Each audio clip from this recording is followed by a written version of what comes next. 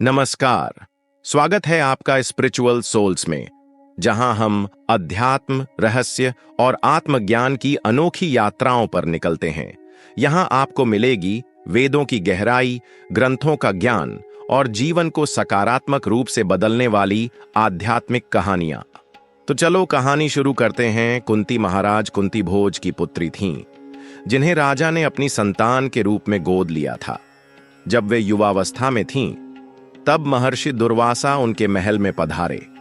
वे अपने क्रोध के लिए प्रसिद्ध थे, लेकिन कुंती ने पूरे आदर और भक्ति भाव से उनकी सेवा की।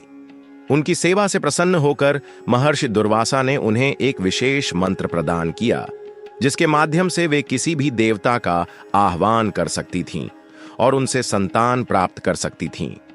कुंती को इस मंत्र की शक्ति पर आश्चर्य हुआ और वे इसे परखने की इच्छा करने लगीं। जिज्ञासावश उन्होंने सूर्यदेव का आह्वान किया। सूर्यदेव ने तुरंत प्रकट होकर आशीर्वाद दिया कि वे कुंती को एक दिव्य पुत्र देंगे। हालांकि कुंती अविवाहित थीं और यह सोचकर अत्यंत चिंतित हो गईं कि समाज में उनकी प्रतिष्ठा पर क्या प्रभाव पड़ेगा। लेकिन सूर्यदेव के आशीर्वाद से उन्हें एक तेजस्वी पुत्र की प्राप्ति हुई, जो जन्म से ही दिव्य कवच और कुंडलों से सुशोभित था। यह बालक अत्यंत शक्तिशाली और अद्भुत था, लेकिन समाज के भय से कुंती ने उसे अपनाने का साहस नहीं किया। अपने सतीत्व की रक्षा के लिए उन्होंने नवजात शिशु को एक सुंदर और सुरक्षित लकड़ी की पेटी में रखकर गंगा नदी में प्रवाहित कर दिया। यह पेटी बहते हुए चंपा नगरी के राजा अधिरथ के पास पहुंची, जो हस्तिनापुर के महारथी और धृतराष्ट्र के सारथी थे। अधिरथ की पत्नी राधा को संतान सुख प्राप्त नहीं था, इसलिए उन्होंने उस बालक को अपना लिया और उसका नाम कर्ण रखा। कर्ण बड़ा होकर एक महान योद्धा बना, लेकिन उसे समाज में हमेशा सूत पुत्र के रूप में जाना गया और क्षत्रियों द्वारा हेय दृष्टि से देखा गया। वह दानवीर, अद्भुत योद्धा और महान धनुर्धर बना, लेकिन अपनी जन्मसिद्ध पहचान से अनभिज्ञ रहा।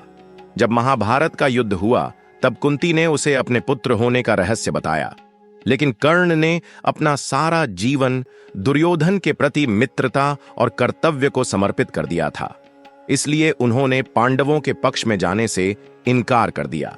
इस प्रकार कुंती को मिला दिव्य वरदान एक अद्भुत कथा बन गई, जिसमें मातृत्व, त्याग, नियति और कर्म की गहरी सीख छिपी हुई थी। धन्यवाद दोस्तों। अगर आपको यह वीडियो पसंद आया हो तो इसे लाइक करें, अपने विचार कमेंट में साझा करें और स्पिरिचुअल सोल्स को सब्सक्राइब करना न भूलें। आध्यात्म की इस यात्रा में जुड़े रहें। मिलते हैं अगले वीडियो में। जय महाभारत।